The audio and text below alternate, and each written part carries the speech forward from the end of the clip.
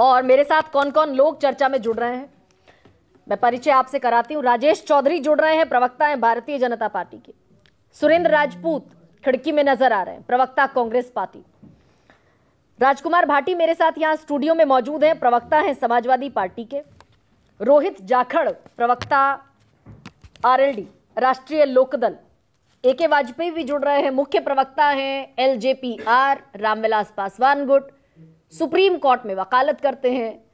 और अलावा इसके मेरे साथ वरिष्ठ पत्रकार भी इस डिबेट का हिस्सा हैं, विनोद अग्निहोत्री मुझे नजर आ रहे हैं। तो राजेश चौधरी, सबसे पहले तो जगदीप धनखड़ भी जाटों का नाम लेते हुए संवैधानिक पद पर बैठे होने के बावजूद नजर आ रहे हैं। इधर योगी आदित्यनाथ, आपके सबसे बड़े नेता, अगर क्षेत्रीय नेताओं की बात करूं तो सबसे बड़े सूबे के मुख्यमंत्री हैं, सबसे बड़े नेता हैं, वो भी आज चरण सिंह की विरासत को संभालने के लिए पहुंचे हुए हैं। तो ये जो जाटों का शोर अचानक से 23 में सुनाई दे रहा है, ये 2024 का सियासी प्रयोग मान लिया जाए क्या? देखिए, चौधरी चरण सिंह जी के कार्यक्रम की जहां तक बात करें तो चौधरी चरण सिंह केवल कुछ जाटों के नेता नहीं है, वो तो किसानों के नेता थे, हर वर्ग के नेता थे। राजेश जी एक सेकंड, आपकी आवाज मुझे नहीं मिल पा रही है। राजेश जी की आवाज जरा बढ़ाइए। मैं ये कहना चाह रहा हूँ, चौधरी चरण सिंह जी के बारे में जो आप कह रही हैं, चौधरी चरण सिंह केवल जाटों के नेता नहीं है, नहीं थे। चौधरी चरण सिंह जी तो किसानों के नेता थे, मजदूरों के नेता थे, सर्व समाज के नेता थे। चौधरी चरण सिंह जी का विराट व्यक्तित्व, उनको जितना सम्मान पूर्ववर्ती सरकारों को देना चाहिए था उतना सम्मान नहीं मिला। तो आज आप देख रही है भारतीय जनता पार्टी तो सर्व समाज की पार्टी है, केवल एक जाति की पार्टी नहीं है। तो जाटों को भी साथ लेके चलती है, चौधरी चरण सिंह जी का पूरा सम्मान करती है। तो विराट प्रतिमा का अनावरण उत्तर प्रदेश के मुख्यमंत्री जी ने किया, तो वास्तव में सबको उसका स्वागत करना चाहिए, क्योंकि चौधरी चरण सिंह जी को अकेले हमारे थोड़े नहीं थे, वो तो देश की धरोहर थे, वो तो किसानों की धरोहर थे। उन्होंने अपना पूरा जीवन देश की सेवा में, किसानों की सेवा में लगा दिया और हमेशा किसानों पे बोले। जितना ये जो प्रतिमा का राजेश चौधरी के बारे में था, किसी नेता को नहीं था। ये जो प्रतिमा का अनावरण हुआ 51 फीट की, ये तो सबसे ऊंची प्रतिमा है चौधरी चरण सिंह की, और इसका 23 में अनावरण होना और 23 में अचानक फिर से चौधरी चरण सिंह का याद आ जाना। उधर संसद में जगदीप धनखड़ का कहना कि भाई पूरे जाट समाज का अपमान हो गया अगर मिमिक्री हो गई। तो ये जाटों की लामबंदी का प्रयोग है क्या, कि बाकी सारा समाज, जो आप सर्व समाज की बात कर रहे हैं, वो तो सब है ही, लेकिन क्योंकि वेस्टलैंड में, जाटलैंड में 17 में से कितनी सीटें घटी, 5 सीटें घट गई, तो वो समीकरण भी साधने की कोशिश है क्या? देखिए, जाट जो कौम है, एक राष्ट्रवादी कौम है, संघर्षशील और मेहनतकश कौम है। वो अपने राष्ट्र के प्रति समर्पित होकर के काम करते। इतिहास रहा है जाटों का, जब जब देश पर संकट आया है तो ये जाति सबसे आगे बढ़ करके उसमें हिस्सा लेती है। मुगलों से सबसे ज्यादा लड़ने का काम इसी कौम ने किया है।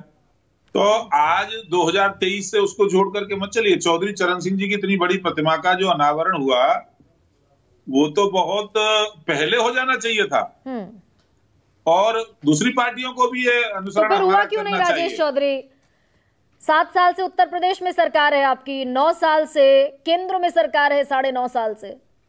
हर वर्ष भारतीय जनता पार्टी की सरकार चौधरी चरण सिंह जी के जन्मदिन को किसान दिवस के रूप में मनाती है। सरकारी आयोजन होते हैं, हर जिला स्तर पर कार्यक्रम होते हैं, और अनेक प्रकार की प्रतियोगिताओं का आयोजन होता है। किस तरह से किसानों को आगे बढ़े, कैसे उनकी फसल और अधिक पैदावार हो, इसके लिए तमाम प्रकार के प्रयोग होते हैं। किसानों को सम्मानित किया जाता है। हम तो हर वर्ष मना रहे हैं, हर वर्ष कोई ना कोई नया कार्यक्रम होता है। आज भी हुए, हर जिला केंद्र पे देखेंगे आप, तो सरकारी कार्यक्रम का आयोजन किया, और हमें कहीं संकट भी है क्या राजेश? सम्मान दे रहे हैं उनको। राजेश जी, कहीं ये संकट भी नजर आ रहा है क्या कि भाई 2019 में तो गठबंधन हुआ था समाजवादी पार्टी का, आरएलडी का और बीएसपी का, इस बार उसमें कांग्रेस भी शामिल है, बीएसपी नहीं है। पिछली बार सीटें घटकर 12 रह गई। तो ये एक कहीं भय, डर भी समझ में आ रहा है क्या? देखिए, भारतीय जनता पार्टी तो हर चुनाव को बहुत गंभीरता से लेती है, और कोई भय नहीं है। जहां तक कांग्रेस की आप बात कर रही है, तो कांग्रेस तो मृत पे आए उत्तर प्रदेश के अंदर, तो उसका कोई अस्तित्व है नहीं, और पश्चिमी उत्तर प्रदेश में तो बिल्कुल भी नहीं है। 2 विधायक पूर्वांचल से जीत करके आए हैं, इसके अलावा कहीं है नहीं। एक एमपी है, वो भी दूसरों की कृपा पे है। नहीं, कुछ नहीं है। कांग्रेस से हमें कोई टेंशन नहीं, ना किसी दूसरे दल से हमें टेंशन है। हाँ, इनको जरूर होना चाहिए। जो गठबंधन 2019 के अंदर सपा, बसपा, आरएलडी इन सब का हुआ था, वो आज की अपेक्षा में बहुत मजबूत गठबंधन था, और मजबूत गठबंधन को पराजित करके हम 63 सीटें जीते। और इस बार तो उत्तर प्रदेश की जनता मन बना करके बैठी है। नरेंद्र मोदी जी के काम और जिस तरह से देश आज प्रगति कर रहा है, जिस तरह से गरीब का मान सम्मान हो रहा है, जिस तरह से गरीबों की हितों की योजनाएं आज लागू हो रही हैं, तो हर व्यक्ति को लगता है कि मुझे नरेंद्र मोदी के साथ खड़ा होना चाहिए, और आने वाला चुनाव जवाब देगा इसका। 2024 इस गठबंधन की हमको कोई परवाह नहीं है। अच्छा, 51 फीट की प्रतिमा सरकार की नीतियों को समझा रहे हैं। ठीक है, चौधरी चरण सिंह के नाम पर 51 फीट की प्रतिमा का अनावरण तो हो जाएगा, लेकिन वो जो किसान प्रदर्शन कर रहे हैं, 4000 करोड़ का बकाया है। 1 लाख करोड़ से अधिक का पेमेंट भी हमने किया है। और पिछली सरकार कितना बकाया छोड़ करके गई थी वो देखिए, और हमने ही नियम बनाया है। आप 14 दिन कह रही थी, 10 दिन के अंदर पेमेंट होता है किसान का। लेकिन मेरे इलाके में तो पिछले 1 साल में नहीं हुआ। राजेश चौधरी, जो प्राइवेट मिल यदि नहीं करती है तो उसके खिलाफ कार्रवाई सबसे पहले हमारी नहीं, मैं शामली से आती हूँ। 1 सेकंड राजेश जी, मैं शामली से आती हूँ। पिछले साल का बकाया नहीं मिला वहां के किसानों को। शामली की जो मिल है वो प्राइवेट मिल है, उसके खिलाफ कार्रवाई हो रही है। जो नहीं मिला है उसको देने की पूरी कार्रवाई कर रहे हैं, और बहुत जल्दी सारे किसानों को उनका जो बकाया है वो मिलेगा। नहीं, वो जो 7 दिन से प्रदर्शन कर रहे हैं किसान, जाट, अधिकांश जाट हैं उनमें से। देखिए, किसान की कोई जाति तो है नहीं, किसान तो किसान है, चाहे जाट हो, चाहे ठाकुर हो, चाहे ब्राह्मण हो, चाहे बनिया हो, अधिकांश हो सकते हैं, बात ठीक है। और अपने अधिकारों के लिए लड़ना कोई बुरी बात नहीं है। लेकिन जगदीप धनखड़ तो बताते हैं कर रही है किसानों की जाति नहीं है और देश के उपराष्ट्रपति की जाति हो सकती है। वो भी किसान है, देश के उपराष्ट्रपति भी किसान है। और जहां तक उपराष्ट्रपति की आप बात कर रही हैं, उपराष्ट्रपति किसी न किसी समाज से आते हैं। जितने लोग इस पैनल में बैठे हुए किसी न किसी समाज से आते हैं।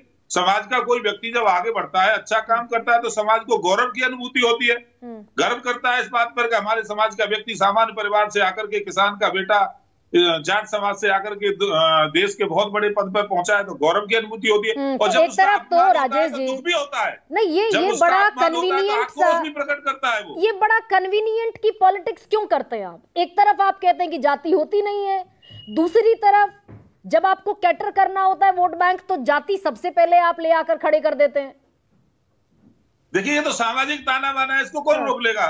भाई सदियों से चला आ रहा है। जाति की जो व्यवस्था है वो तो सामाजिक ताना बाना है, पर किसान तो किसान ही होता है। और किसानों, फिर मैं एक बार कह रहा हूँ, चौधरी चरण सिंह जी किसानों के ही नेता थे। वो जाट, अहीर, गुर्जर, ब्राह्मण या इस जाति के नेता नहीं थे। जो किसान वर्ग था, लेकिन पश्चिमी उत्तर प्रदेश में वो पश्चिमी उत्तर प्रदेश की सियासत करते थे राजेश चौधरी। वेस्टर्न यूपी की सियासत करते थे ना, जाटलैंड के नेता थे ना। जाटलैंड में सबसे ज्यादा कौन है? जाट है, इसीलिए जाटलैंड कहते हैं उसको। ऐसा नहीं है। वेस्टर्न यूपी की राजनीति करते थे वो। उत्तर प्रदेश के मुख्यमंत्री रहे, वो देश के प्रधानमंत्री रहे। जितना वेस्टर्न यूपी के लोग उनको मानते थे, उतना पूर्वांचल के लोग भी मानते थे। बिल्कुल ठीक है। बहुत सारे